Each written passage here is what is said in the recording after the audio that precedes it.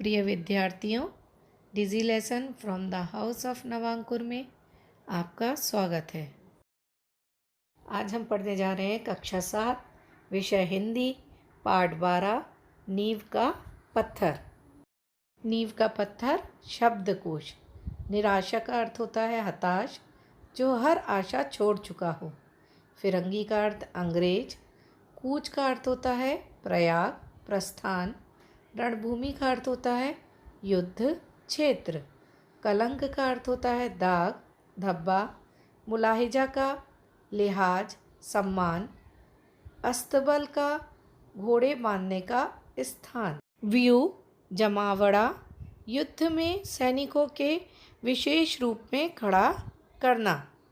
कृतज्ञ, उपकार मानने वाला। प्रश्न 1, निम्नलिखित प्रश्नों के उत्तर दीजिए। का जूही के चरित्र की सबसे बड़ी विशेषता है हंसना। आपको जूही की हंसी से क्या प्रेरणा मिलती है? उत्तर, हंसना बहुत ज़रूरी है। जूही के चरित्र की यह बहुत बड़ी विशेषता है। जूही की हंसी सभी को प्रेरणा देती है कि वे मृत्यु से भी भयभीत नहीं हो सकेंगे। उन्हें कठिन परिस्थितियों में भी हंसना चाहिए। इस प्रकार हम सभी अपनी मंजिल की ओर बढ़ते जा सकते हैं। ख, वीरता कलंकित ना हो, सुशोभित हो। इसके लिए कौन कौन से कार्य करना चाहिए? उत्तर, वीरता तभी कलंकित होती है जब हम अपने कर्तव्य के पालन में पीछे रहते हैं। कर्तव्य पालन से मिलने वाली सफलता वीरता को सुशोभित करती है। इसलिए मातृभूमि की आज़ादी की रक्षा के काम में अडिग बना रहना चाहिए। मातृभूमि की सेवा हमारे बलिदान को चाहती है। ग, निम्नांकित के चरित्र की विशेषता लिखिए। क, लक्ष्मीबाई। ख, मुंदर। ग, तात्या। उत्तर, क, लक्ष्मीबाई। महारानी लक्ष्मीबाई अपनी मातृभूमि से बहुत प्रेम करती हैं। वे अपनी आज़ादी की रक्षा में अपना सर्वस्व लुटा देती हैं। वे आज़ादी के लिए लगातार लड़ती रहती हैं। दृढ़ प्रतिज्ञ लक्ष्मीबाई हंसते हंसते आज़ादी की बलि वेदी पर स्वयं को न्यौछावर कर देती हैं। देशभक्ति, जनसेवा और राष्ट्र सेवा के लिए सब कुछ त्यागने के लिए तत्पर रहती हैं। ख, मुंदर। मुंदर महारानी लक्ष्मीबाई की सहेली हैं। वह फिरंगियों, अंग्रेज़ों के आगमन की सूचना पर व्याकुल हो उठती हैं और चाहती हैं कि उन्हें एकदम वहाँ से खदेड़ देना चाहिए। वह आज्ञापालक और वीरता के गुणों से युक्त हैं। वह स्वराज की पुजारन है। तात्या। तात्या लक्ष्मीबाई के सहयोगी हैं। वे प्रथम स्वतंत्रता संग्राम 1857 के सेनानी हैं। वे मातृभूमि की सुरक्षा और स्वराज की नींव का आधार हैं। वे निर्भीक होकर शत्रु से लोहा लेते रहे।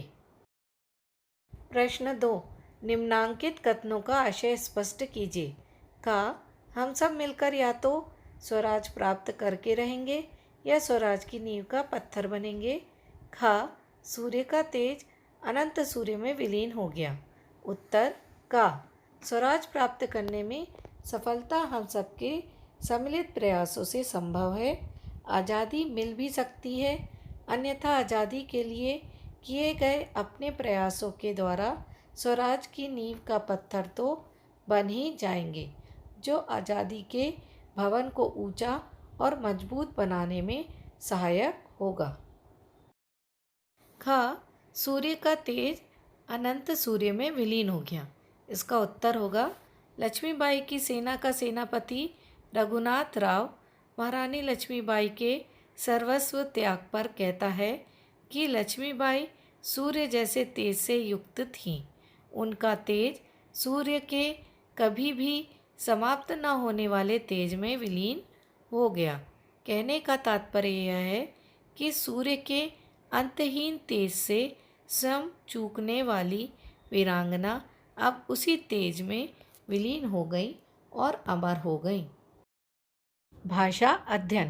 प्रश्न 1, निम्नलिखित शब्दों को वाक्यों में प्रयोग कीजिए। विलासप्रियता, जनसेवा, स्वामी भक्त, मरहम पट्टी। उत्तर विलासप्रियता।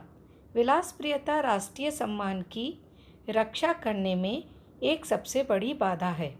दूसरा है जनसेवक। जनसेवक ही स्वराज के सच्चे पहरेदार हैं। तीसरा इसका वाक्य होगा स्वामी भक्त। स्वामी भक्त का वाक्य होगा स्वामी भक्त की अपेक्षा देशभक्त बनिए। चौथा मरहम पट्टी। अनेक घायलों की मरहम पट्टी करके उनका इलाज किया। प्रश्न 2, सही शब्द पर सही का निशान लगाइए। यहाँ पे 5 शब्द दिए गए हैं।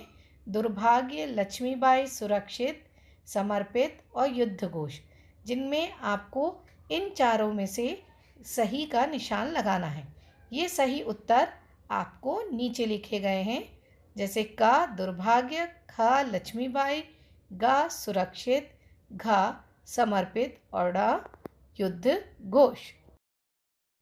प्रश्न 3, नीचे दिए गए शब्द समूहों का प्रयोग करते हुए प्रत्येक से एक एक वाक्य बनाइए। का क्या से क्या हो गया, खा कहाँ से कहाँ पहुँच गई, गा नहीं नहीं, घा कौन कहता है। इस प्रश्न का उत्तर होगा का सोचते थे कि इस वर्ष वह परीक्षा में सफल हो सकेगा, परंतु वह तो असफल ही रहा। क्या से क्या हो गया, यह तो सोचा ही नहीं था।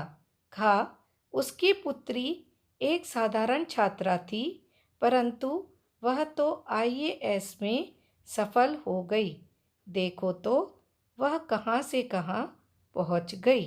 गा राधा ने उसे अपने घर ठहरने के लिए आग्रह किया, परंतु वह तो नहीं नहीं ही कहती रही।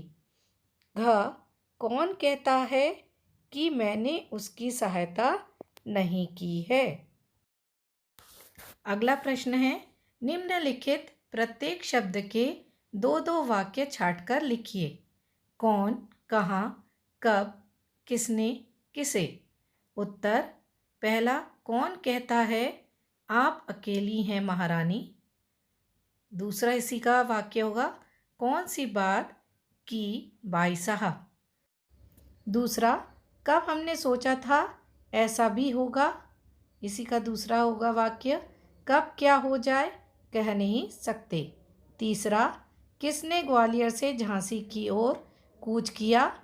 इसी में दूसरा वाक्य होगा, किसने सम्मान पाया है, देशभक्त ने या स्वामी भक्त ने। चौथा, मेरी सहायता की किसे है दरकार, उसने किसे सहायता के लिए वचन दिया। अगला प्रश्न है, निम्नलिखित शब्दों के विपरीतार्थी शब्द लिखिए। सफलता, दुर्भाग्य, आकाश, चेतन, दुर्बल, दुश्मन। उत्तर होगा शब्द विपरीतार्थी शब्द। सफलता का असफलता, दुर्भाग्य सौभाग्य, आकाश का पाताल, चेतन का अचेतन, दुर्बल का सबल, दुश्मन का मित्र। निम्नलिखित मुहावरों का वाक्यों में प्रयोग कीजिए। उत्तर पहला है हिमालय अड़ जाना। जीवन में सफलता के मार्ग में कभी कभी हिमालय अड़ जाता है। दूसरा है नींद खुलना। मुरार की सेना पर अंग्रेज़ों की फ़ौज के आक्रमण ने उनकी नींद खोल दी। तीसरा, पीठ दिखाना। भारतीय सैनिक युद्ध क्षेत्र में कभी भी पीठ नहीं दिखाते।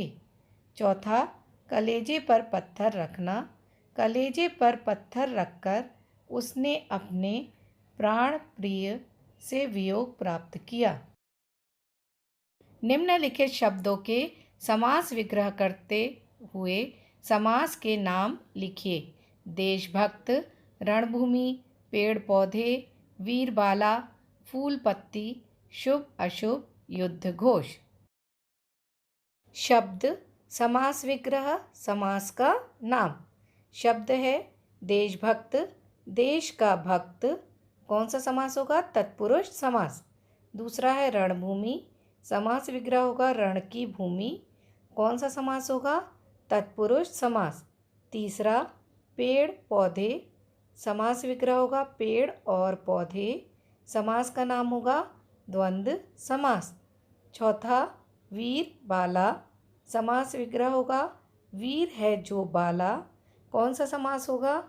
समास का नाम है इसमें कर्मधारय समास।